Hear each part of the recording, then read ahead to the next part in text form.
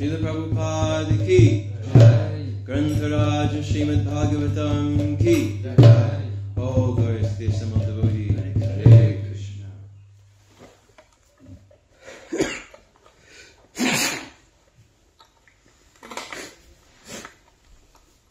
Could you bring me the Bhagavatam?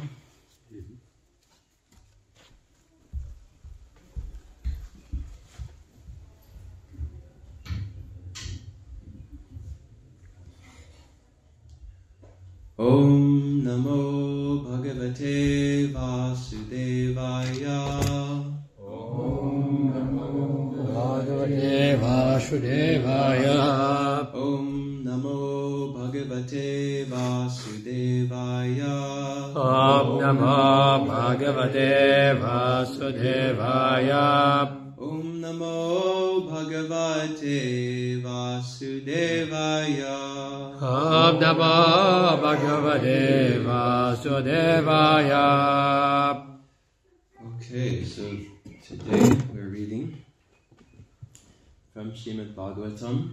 It should be Canto 1, Chapter 1, verse 18. Yes. That's what we have on the board.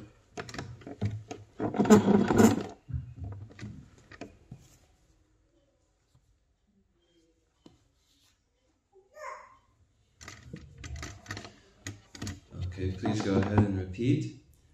Atakya hi harer dhiman. Avatara katha shubha. Lila vidadata swairam. Ishvarasyatma mayaya. Atyakya hi harer dhiman. Avatara katha shubha. Lila vidadata swairam. Ishvarasyatma mayaya. Please go ahead and recite. Atakya hi harer dhimam. Atyakya hi harer dhimam. Avatara kata shubha. Avatara katha shubha. Lila vidavata svairam. Lila vidadata swairam. Ishvarasyatma mayaya. Ishvarasyatma mayaya.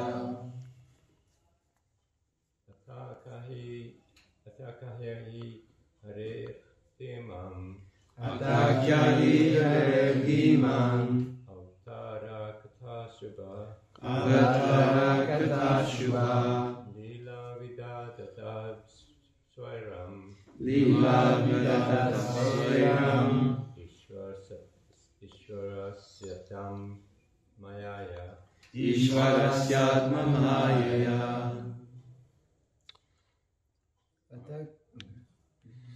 Atakya hi harer dhimam. Atakya hi harer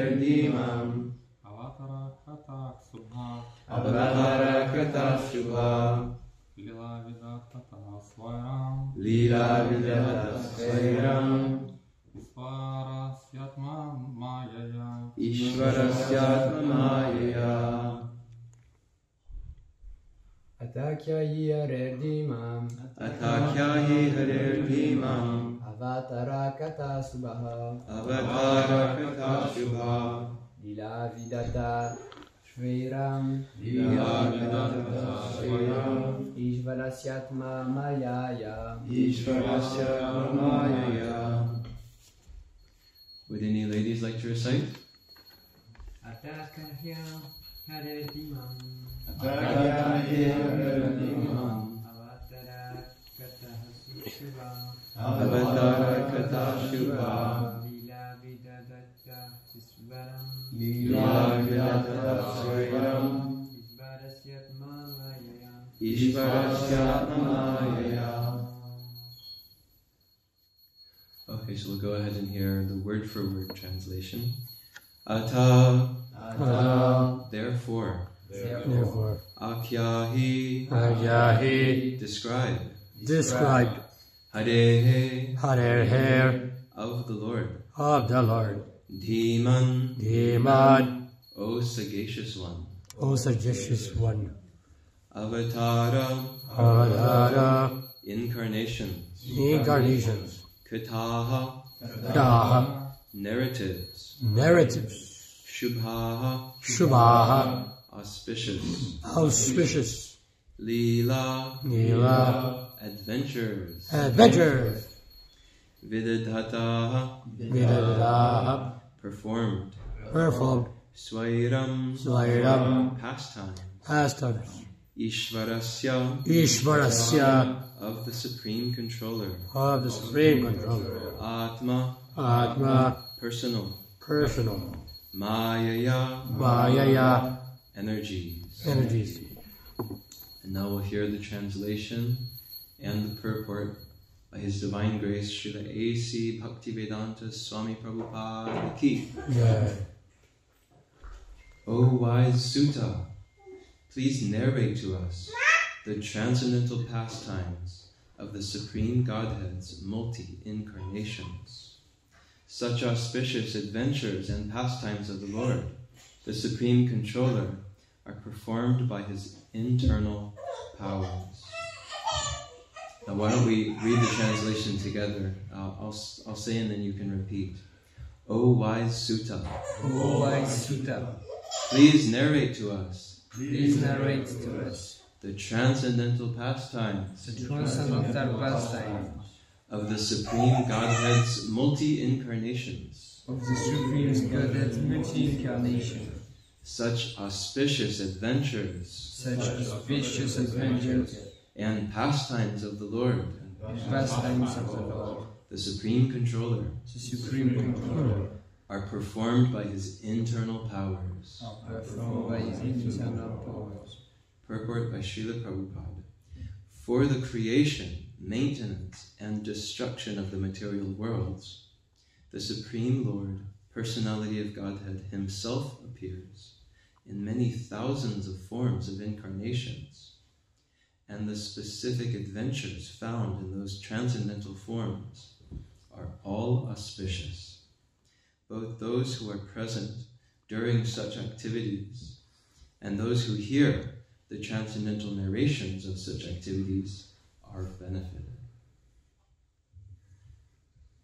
So now before I try to speak a little bit on this verse and purport, I just want to invoke the blessings of previous teachers in our line, starting with our spiritual master and Srila Prabhupada, and so many teachers spiritual masters who carefully preserved the science of Krishna consciousness over so many generations.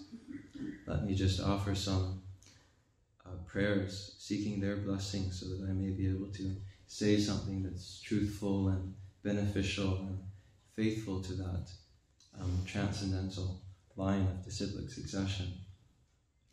Om Jnana Timirantasya Jnananjana Shalakaya Chakshurun Militam Yena Tasmai Shri Gurave Namaha Vancha Kalpatarubhyascha Kripa Sindhubhya Evacha Patitanam Pavanebhyo Vaishnavebhyo Namo Namaha Nama Om Vishnu Padaya Krishna Prashtaya Bhutale Srimate Bhakti Vedanta Swaminiti Namine Namaste Saraswati Deve Gauravani Pracharine Nirvishesa Shunyavadi Paschatya Deshatarine Jaya Shri Krishna Chaitanya Prabhu Nityananda Shri Advaita Gadadhar Shiva Sadi Gaura Bhakta Vrinda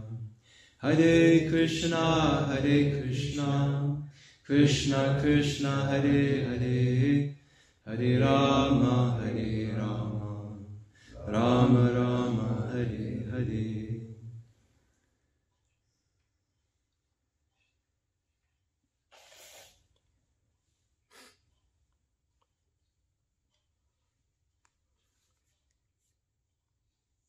So I'll just repeat the translation one last time. O wise Sutta. Oh, that's okay, I'll just say it myself. Please narrate to us the transcendental pastimes of the Supreme Godhead's multi-incarnations, such auspicious adventures and pastimes of the Lord, the Supreme Controller, are performed by His internal powers. Shri Shri Radha Govinda Madhava, Shri Shri Krishna Balaram, Shri Shri Gauranitai Ki.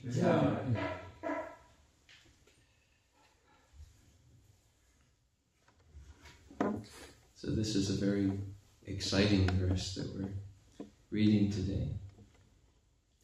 It's telling us about the different multi-incarnations and avatars that Lord Krishna takes when He descends to this world. And we learn that in those various incarnations of His, He carries out so many different adventures and pastimes, different activities. And this is, I think, maybe very relatable to us. Don't we all like adventures? Everybody's attracted to the idea of going on some adventure. And people also like to hear about adventures. They like to maybe see dramas performed of different adventures. They like to go to the cinema and see some hero who's going to go through so many different exciting, thrilling adventures, and going to root for him and cheer him on and become very enlivened in this way. Indeed, there's so many gigantic industries of entertainment just based around this principle. There's the cinema, they're constantly coming out every week. I mean, it takes so much to make a movie. So much goes into the production of a movie, so much money, so many people with so many different roles have to come together and be coordinated, come together at the same place, same time, perform their roles perfectly, practically, in order to make a finished product of a film that they can show in the theaters that people will be willing to pay good money for, hard-earned money for. And yet, every single week, they're just coming out with handfuls and handfuls of them. And what to speak of so many television series broadcast every single day. And even with the advent of technology, people are still going to the theaters as well to see live plays. So many different ways people want to become immersed in some adventures, some very exciting activities or pastimes. And so there's some kind of joy or some kind of happiness that we derive from that. And indeed the Vedas, they describe that the spirit souls, they're anandamayo yasat. That means that by their very nature, they're seeking happiness, they're seeking pleasure. Because actually, Krishna, who is our source, Krishna is the root of everyone's existence. It is from Krishna that everyone and everything has emanated. And Krishna is Satchidananda Vigraha. He is the internal embodiment of bliss and knowledge, personified. Krishna is always happy. You'll notice that Krishna is always smiling. He's smiling here. You never come into the temple room and notice that Govinda Madhava has a frown on his face. And in all the pictures that you might see of Krishna on the wall, he's always smiling. And we read time and time again in the Srimad Bhagavatam that practically every time Krishna, or Krishna in any of his incarnations as Vishnu, etc., is about to speak, it's always described that he smiled. Just before he spoke, somebody asked him a question or came to him with some distressing problem, even a distressing problem. And then now he says, the Lord smiled, and then he began to speak. In the Bhagavad Gita also, in the second chapter when Krishna begins, when he begins his instructions to Arjuna, who's in great distress. It's described there. What is I forgot the Sanskrit, but it's smaraniva, or no. Anyways, I've forgotten the Sanskrit, but it's described that Lord Krishna smiled and then he began to speak to Arjuna. So Krishna is always happy, and we, each one of us, is a small particle and part of Krishna. Krishna is the supreme, and we're very small, but we have the same quality. We have the same quality of Krishna. Krishna, as the supreme, is like the ocean, like the vast, limitless ocean. And the individual living beings can be described like a little drop of water. We're eternally like a little drop of water. Even though there's a big difference in magnitude, the quality of the water is the same. If the ocean is salty, and if you take a small drop from the ocean, that will also be salty. So since we're a small part of Krishna, a small emanation of Krishna as living beings, then we also have this nature to be happy. And so in the material world, we're a little bit disconnected from that nature because we've turned away from Krishna. But that natural tendency is always there, that we're seeking some kind of ananda, bliss or happiness. And so therefore you can find that whether you're in an assembly of spiritualists, or if you're in an assembly of anybody in the material world, they like to go and hear about some adventures or some pastimes. So we might ask ourselves though, what is the difference between the adventures that we see and hear in the cinema halls and the adventures that we read from Krishna, his incarnations in the Srimad Bhagavatam? So there are a lot of significant differences, but there's one very big difference between Krishna's adventures and the adventures of people in the material world. And one of those is that by hearing about material adventures, going to the cinema or sitting in front of the television to hear about these adventures, you could say mundane adventures or worldly adventures, the effect is that it's like dreaming. It's kind of like going asleep, sort of forgetting about the rest of the world, right? When we go to bed at night, we just kind of fall asleep, completely forget about our normal day-to-day life, and we're immersed in some sort of dream where we may not even be in the normal body that we're in. We may not even be in a human body. We could be in a bird body flying around, or we could be, instead of a male body, I might be in a female body in a dream. Some strange, unusual thing is going on. And then when I wake up, then immediately I realize, oh, that wasn't a real experience. That was just kind of an illusion. So when we go into the cinemas, it's interesting because when you go to the cinema, you're actually going into a big dark room. The idea is make it dark and make big walls so you're not going to remember anything about your day-to-day life. Everybody goes in there, they agree to just put all that behind. And then in the darkness, there's a projection of a screen, and there's characters, and we just fully immerse our mind in that. And so it's like a consensual dream, because at night, we just happen to dream. We didn't necessarily intend to dream. We went to sleep to get some rest, but we end up dreaming. But if in the daytime we think, oh, that was nice, let me just keep dreaming, then I can put a movie on, a TV series on, I can go to the theater or something, and then just kind of have the same effect there. So we sort of put ourselves into a kind of dreaming illusion, but that's not the effect of hearing Krishna's pastimes.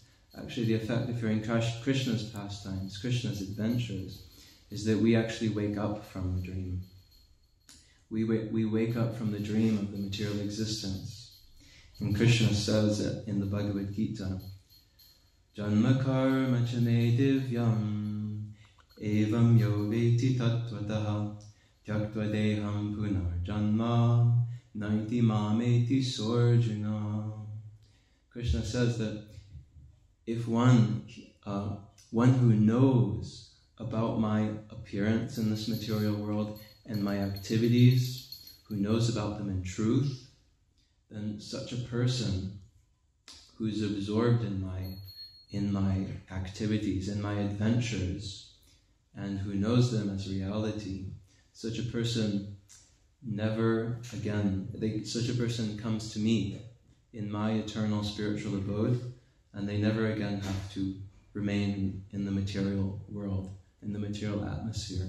So that's actually the effect of taking to the practice of chanting, taking to the practice of Krishna consciousness. We have a regulated program of hearing the Lord's holy names, absorbing ourselves in transcendental sound vibration, and we regularly hear from Bhagavad Gita and Srimad Bhagavatam, and we take the time also to discuss with others who are interested in those same topics, to churn the butter, or churn the nectar, you could say, even more, to get even more and more out of it by discussing. So one who does that, they come out of material consciousness. They come above material consciousness. And material consciousness, in a nutshell, means that I'm in ignorance of my real identity as a spiritual spark. I'm ignorant of my real identity as an eternal servant of the Supreme, an eternal servant of Krishna. And so I put my identity into something else. I put my identity into something that's external to me, that's like a suit that I've just temporarily put on. And that actually, lifetime after lifetime, I'm changing from one suit to the next. But in each suit, I really think, this is me, this is me. And it's described that it's sort of just like a person who's driving in their car, and this car is very dear to them.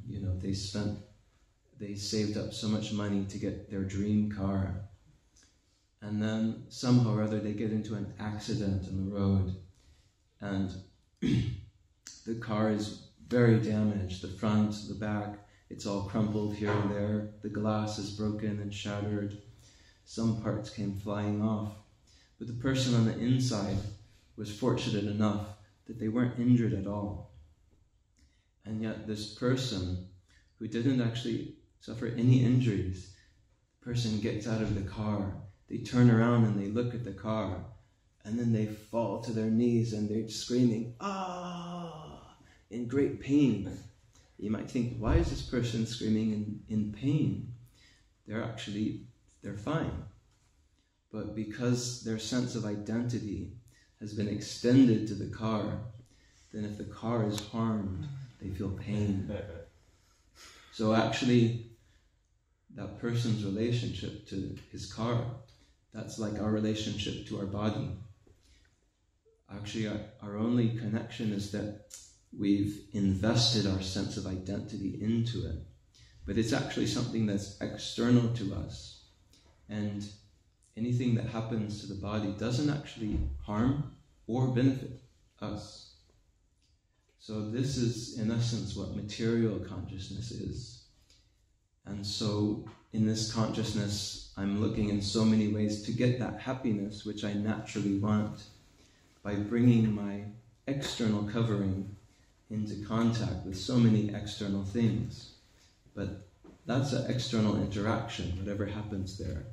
I may get some pizza for my tongue, I may get some music for my ears, but those interactions, they don't actually involve me, the spirit soul.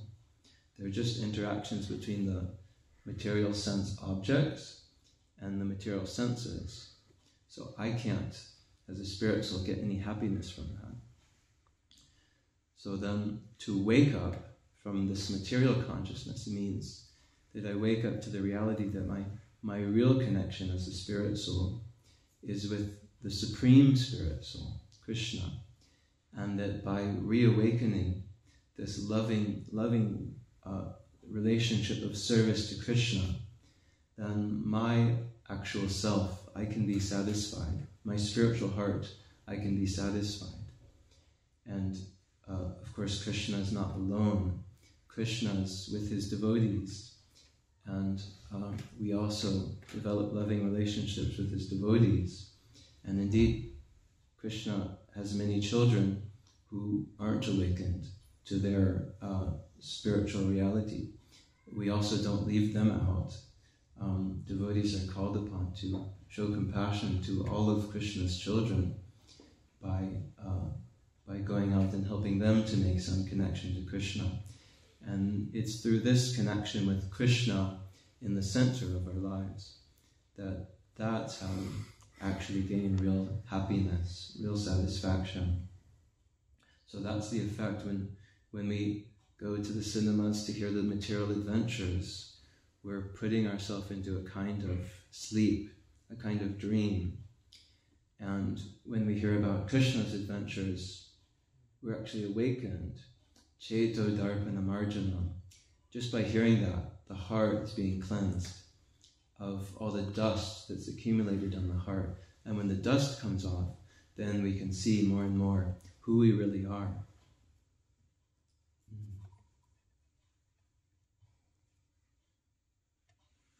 So, although we might be able to go to the movie theater and watch Star Wars, Star Wars isn't going to purify our heart. It's just going to help us to enter into a kind of temporary mode where, I don't have to think about normal stresses of my life. But then when the movie is over and we have to step outside, and because you've been in a dark room, when you step outside and the sun is there, it's like, and you're like, now I have to go back to my ordinary life, and I still have to return that person's call, and I hope that on my way into my apartment, I don't cross my landlord because I still haven't paid the last 2 months' rent, and he's going to get on my case. I'm like, oh no, I wish I could just go back to Star Wars and just live there all the time. But unfortunately, we find that it doesn't work. We always do have to wake up from that illusory dream. So this is a very significant difference between the material adventures and Krishna's spiritual adventures. How is it possible that there is such a difference to Krishna's pastimes, to Krishna's adventures?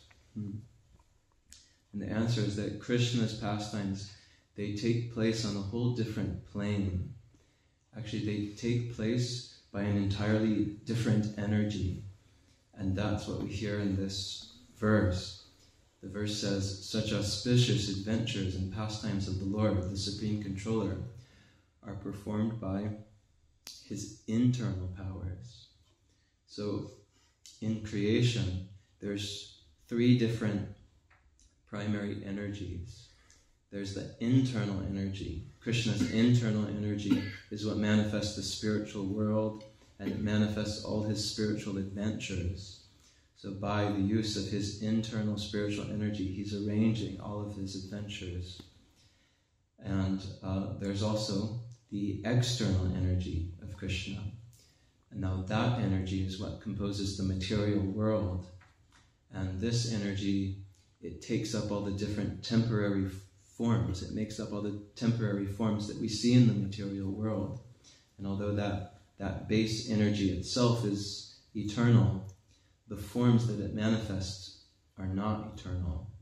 And so all the different adventures that we hear, they're not of the same spiritual nature. They're of that external energy. And the third category of energy is called the Tatastha Shakti. That's the marginal energy, or the borderline energy. And this is a spiritual energy also. This is the energy that we, the individual spirit souls, belong to. And the reason it's called a marginal or borderline energy is because we can choose. We have this special power as spirit souls that we can choose what direction we orient ourselves in. So we can orient ourselves by our choice towards the spiritual world, or we can orient ourselves towards the material world and material consciousness. So Krishna's pastimes are of a completely spiritual energy, and they're totally untouched by the material energy, even when he comes to the material world and his adventures are taking place on the planet Earth, they're still untouched by the material energy. So Krishna says to Arjuna in the Bhagavad Gita, he says, Nistray gunya bhavarjuna. He says, O Arjuna, try to become transcendental to these material energies, the three modes of material nature, ignorance, passion, and goodness. Try to become transcendental, transcend them, and come to the spiritual platform. So there's an amazing thing that happens when we hear about Krishna and when we serve Krishna, is that we immediately come into the internal energy. As soon as we start chanting Hare Krishna and we're hearing attentively, then we're transferred into the internal energy right in that moment. And we're not actually in the material external energy. If we, engage in a discussion about Krishna's adventures, and we're talking about Krishna churning the nectar, as we like to say, that's taking place in the internal energy. If we have a desire to please Krishna by going down into the basement and washing pots, that's not happening in the material energy actually. Just by washing those pots, thinking, this is for you, Krishna, then we can actually feel a difference that now I'm situated in the internal spiritual energy of Krishna. It's a very different effect. It's uplifting. It makes one feel happy. It just as a natural byproduct, even one's not looking for that. So this is how there can be such a stark difference between material entertainment and the spiritual adventures of Krishna. So I thought that since this verse is talking about all the different multi-incarnations, or really just references that those multi-incarnations exist, I thought it would be nice if we maybe had some examples. So I'd like to hear some examples from you of one of Krishna's incarnations, and what is some adventure that Krishna is displaying when he takes that incarnation. So it's up to you now. What would you like to say? In incarnations of Krishna. Hare Krishna, yeah. So incarnation of Nrsimhadev. Nrsimhadev. Yes, it's a big, reasonably short adventure. So for him, it was he came to protect his devotees, and Krishna always comes to protect the devotees from the atheists. And although he comes in different incarnations, each carnation has its own merit. It's not that every time he comes he performs the same things. It depends on the situation at the time. And the situation at this time was Prahlad Maharaj's father, Hiranyakashipu, was an atheist and was challenging Prahlad Maharaj, where is this Krishna? Where is this Krishna? Can you see him? And the adventure begins. He comes out of the pillar and kills Hiranyakashipu. So that's something you would see in a movie, but it's not something that will stick in your mind because you'll forget that. But this is something you'll remember. Yeah, that's a very exciting adventure. Very, very exciting. They've just made some big movie, I hear about it actually. 3D art. Yeah. It's getting good reviews. Yes. So there's the proof. Yeah. Can anybody else think of an incarnation of Krishna? Who would like to volunteer? Yes? Incarnation of Lord Rama. Lord Rama, the incarnation of Lord Rama. And can you think of one adventure? When Sri Hanuman associated with him to rescue Mother Sita. Yes. Lord Ram enlisted the help of Hanuman and Hanuman's monkey-like brethren to go and rescue Sita from the island of Sri Lanka. I mean, that's a great epic. The Ramayana is a great epic full of adventures. Speaking of Star Wars, I've even heard that George Lucas actually based a lot of the plot in Star Wars on Ramayana. And it may not be a coincidence that Chewbacca is like a monkey human kind of person. Maybe let's see if we can get one more incarnation. Vamana. And what adventure related to Vamana? Can you say one adventure related to Vamana? One pastime, Lila?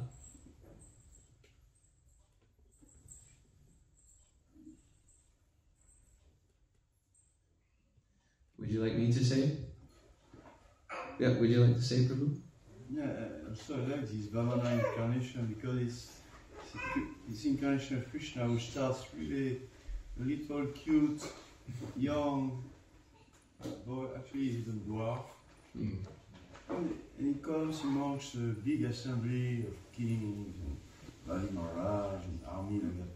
And he's so beautiful, cute, and really, not impressive as a person, but he has a lot of charm. And then, the adventure starts, and all of a sudden the little cute dwarf, he becomes, big like the universe. And everybody, oh. Yeah, Krishna starts sometimes. It's nice to see Krishna starting very, very insignificant, charming like that. But he still has all his power. Yeah, Vamana, very charming incarnation. So that was good. We got 3 examples of incarnations and 3 examples of transcendental adventures that Krishna underwent. Now, after discussing that for a few minutes, can you feel the difference? Can you feel that you're situated in the internal energy? It's a different feeling.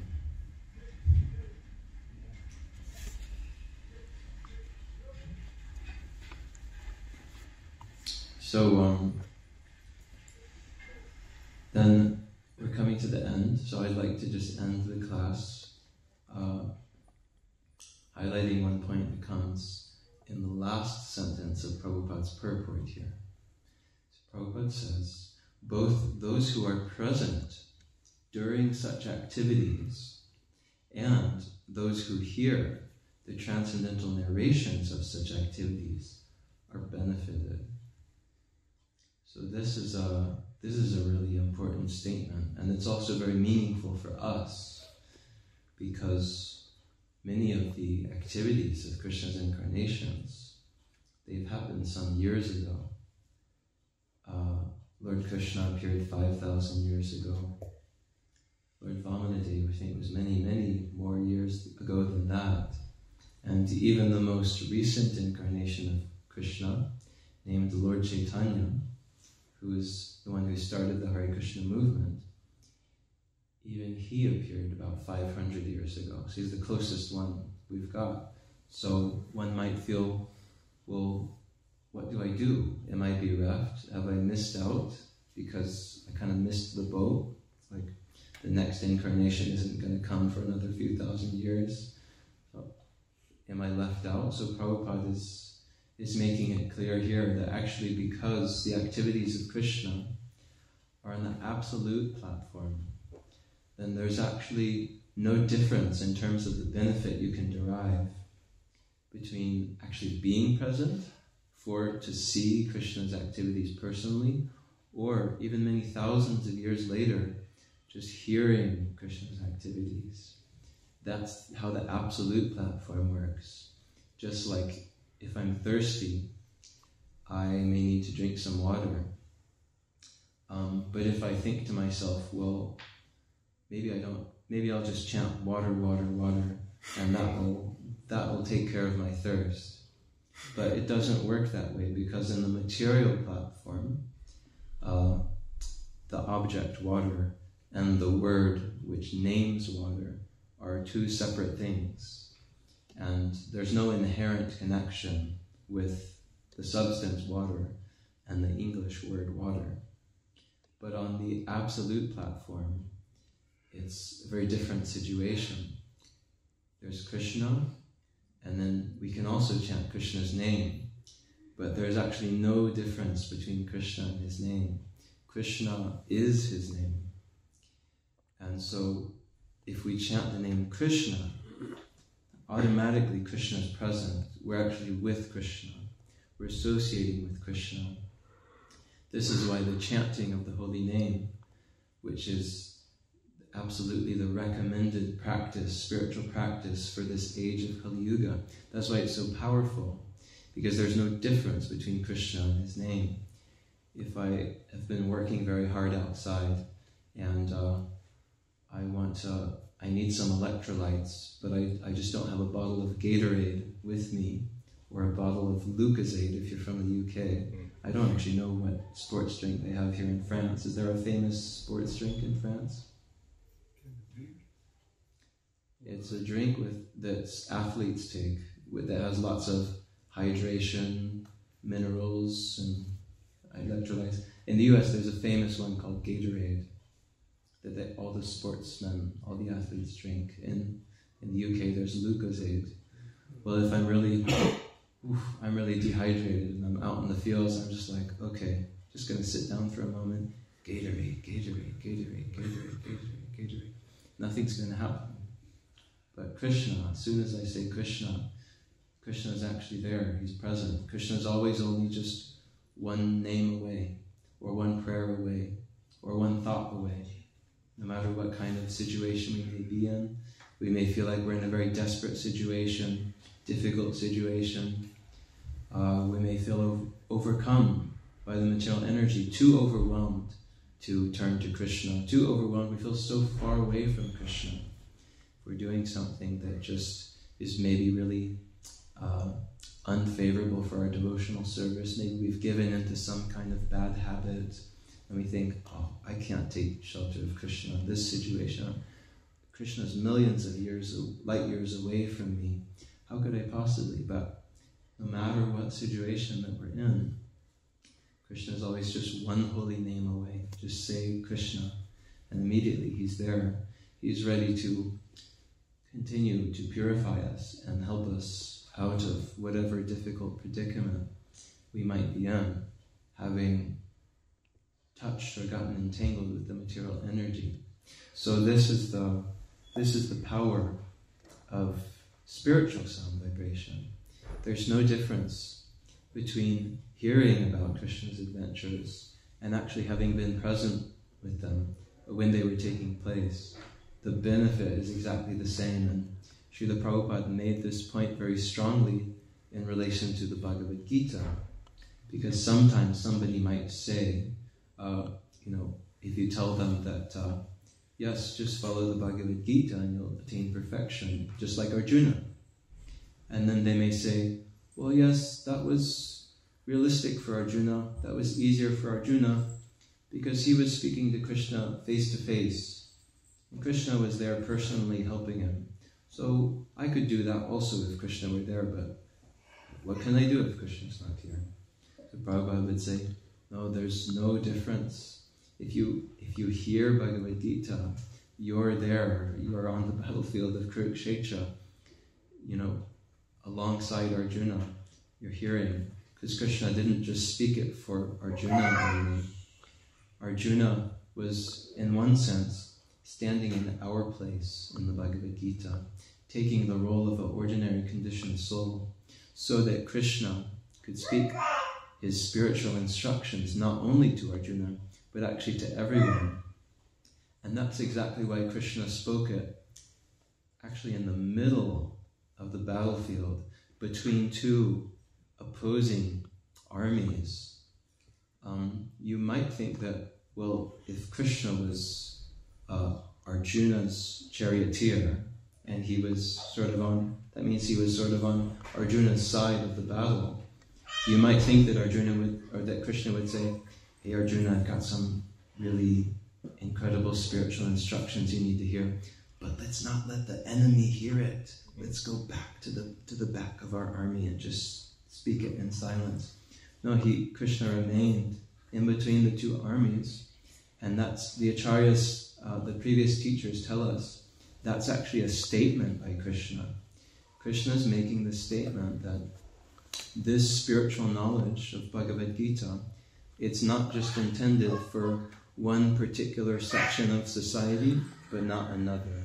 Or that it's intended for one nationality, but not the other nationalities. Or that this Bhagavad Gita is intended for followers of one religion, but not followers of another religion. Krishna, by speaking it in the middle of both armies, where both armies, even though they're opposing, could hear, he was making a statement that this is universal knowledge. This is meant for everybody. It's not meant to be just kept for one group. So, as soon as we hear Bhagavad Gita, we hear Krishna's teachings, or we hear about Krishna's adventures, or we just sit together and chant Krishna's names, we're immediately in the presence of Krishna. And so, by the mercy of the founder Acharya of this International Society for Krishna Consciousness, we have this temple, which is a place where people can come and hear about Krishna. And that's the whole purpose, Prabhupada said. The reason that we're building all these temples all over the world, it's not for some prestige, it's not so that our members can just have comfortable places to live. He said the purpose is so that people can come here. Because if we were to just go live underneath trees and live a very simple life, just eating some roots and fruits, we might be happy, but then nobody would come. Nobody would come to hear the message of Krishna and hear about Krishna's adventures. So the temples are by Srila Prabhupada's mercy, we have so much facility for taking advantage of hearing transcendental sound vibration. So I guess that would be my closing message to this class, is let us take advantage of the opportunity to absorb our consciousness in the adventures and pastimes of Krishna, the teachings of Krishna, and the holy names of Krishna, which help us to wake up from the dreamlike state of material existence. So does anybody have any final thoughts or questions or reflections on what we heard today that you'd like to share? Yes, Guru. Thank you for a lovely class. Yeah. So this temporary is just a statement. Dream, adventure in the material world is just temporary. It will not last forever. And it's not even happiness. This is just a form of escapism. Like you say, you come out of the cinema and you think, oh my God, I've got to face all these things today. So when we go to the cinema, when we go on a holiday, when we buy a new car, that's very, very temporary. And it's just a form of escapism rather than happiness. Yeah, thank you. Yeah.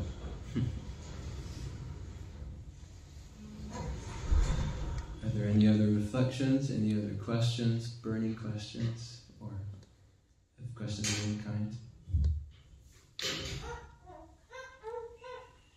Alright, so we'll go ahead and end here. Thank you very much for your association. It was nice sitting here having a discussion about Srimad Bhagavatam with you. Srila Prabhupada ki jai. Grantharaj Srimad Bhagavatam ki jai.